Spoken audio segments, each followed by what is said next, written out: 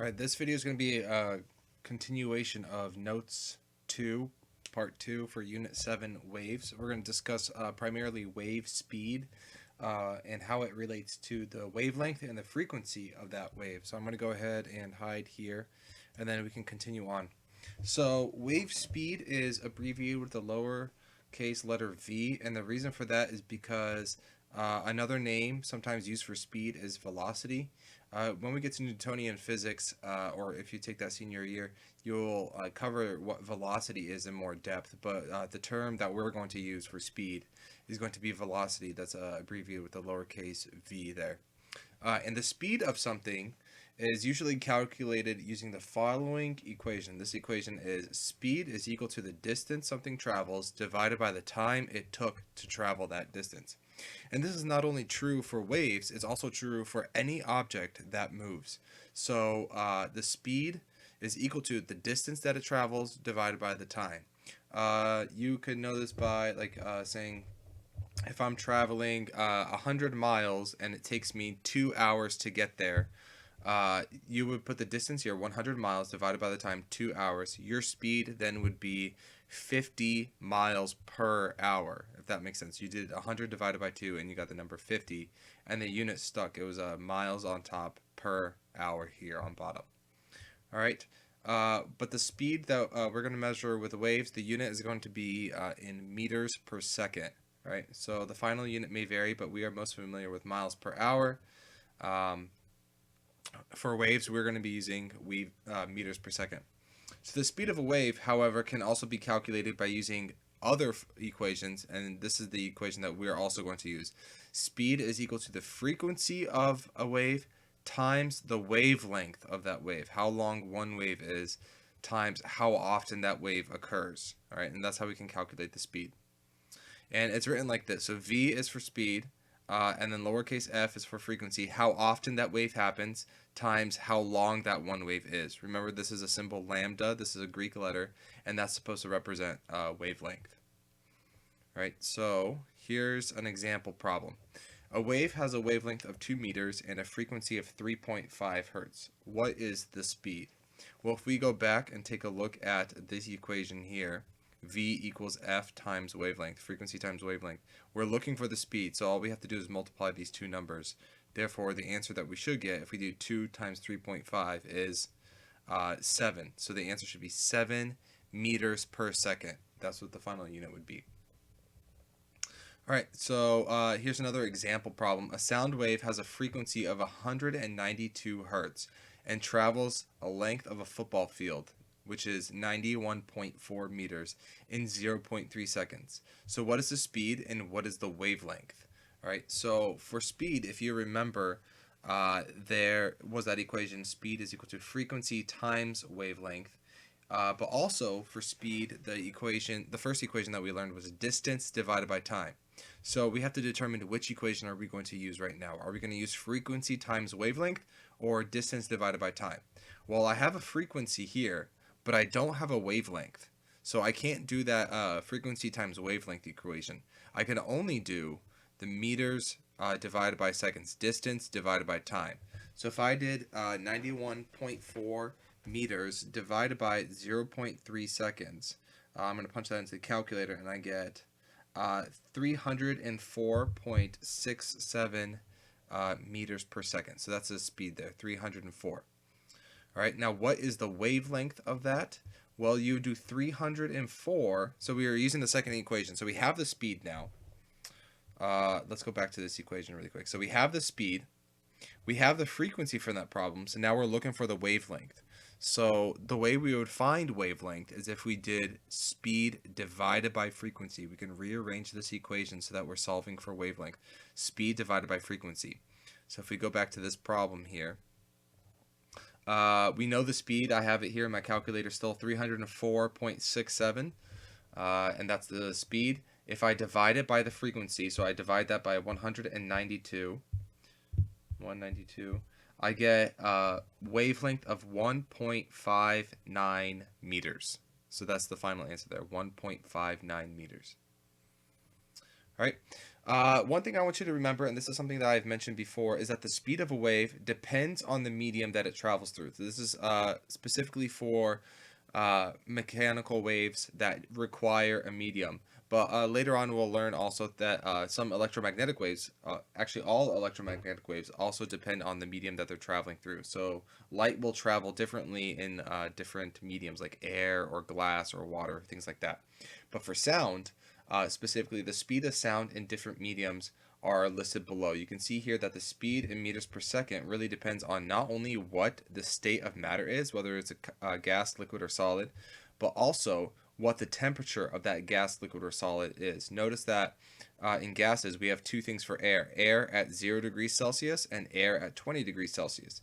You can actually see a huge difference there in the speed of sound in meters per second.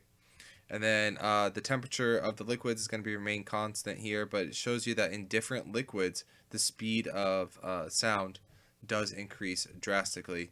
And then you can see here in some solids that it does increase also as well.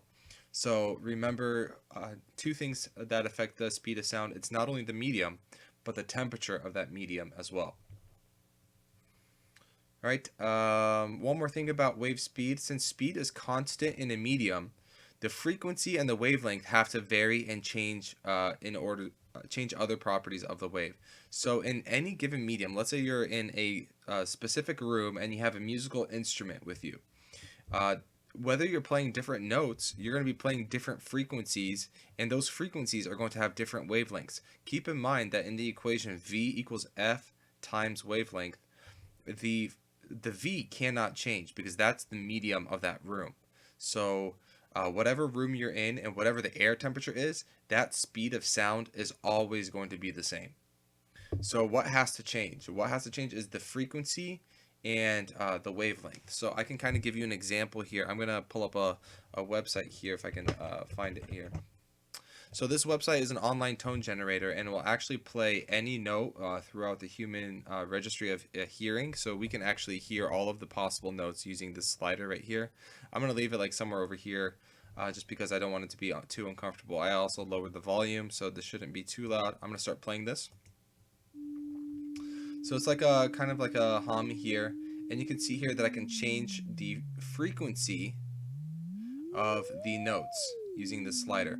I can also select very specific notes using the scales here. So if you're a musician or if you've played a musical instrument before, you know what this means, and you know that all instruments are typically tuned to A440, which is that note right there. That's how we tune most instruments, starting with this guy.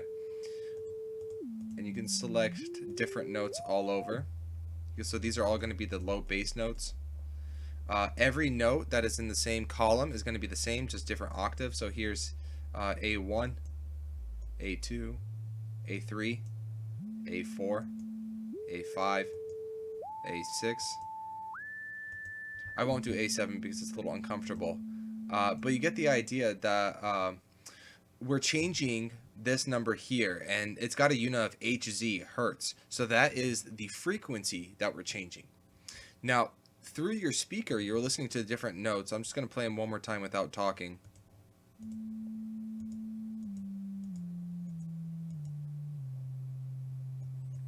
So we were playing different notes there at different frequencies, but not only were they playing at different frequencies, their wavelengths were actually changing. So the size of the wave itself was changing.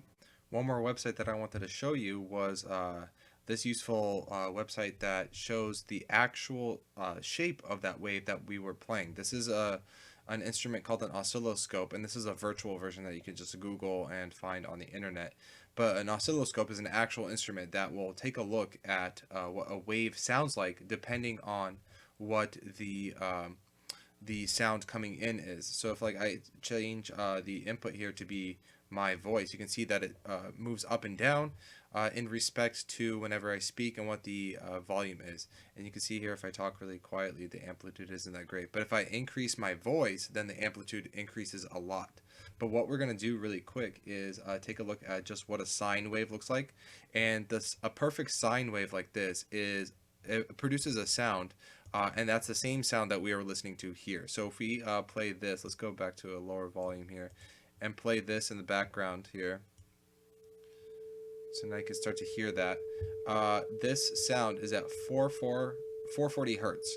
And if we take a look at what that looks like, the frequency looks like that, and the wavelength also looks like that. As you can see, like the wavelength from here to here. So it's a pretty long wave. If we were to count like the big blocks, it'd go from 1, 2, 3, 4 large blocks here. Actually, that's a unit of 250. So that's actually if like I typed in 250. That's what this sounds like. All right, so that's the shape of this wave for this sine wave. But if we were to do that original sound that we had, 440, if we increase, so we're increasing the frequency, we can also expect what to happen to the wavelength. We can expect it to decrease. So if one goes up, the other must go down. So you can see here that the wavelength actually did decrease in size. It got much smaller. And the more we increase the frequency, the shorter the waves will get. So this is a great representation of what will happen to the waves and how frequency and wavelength kind of have this inverse relationship with each other. So just to re-emphasize once again, if the frequency of a wave changes, so does the wavelength. If one goes up, the other must go down, and vice versa. And that's because the wave speed in any certain media cannot change. All right.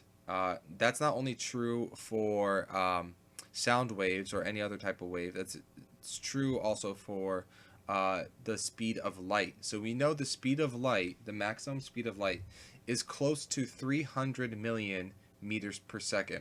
To give you an idea of how fast that is, that's about 7.5 times around the equator of the Earth in 1 second. Right? So it's very, very fast. That's the speed of light. The way we write it in scientific notation is 3 times 10 to the 8th meters per second.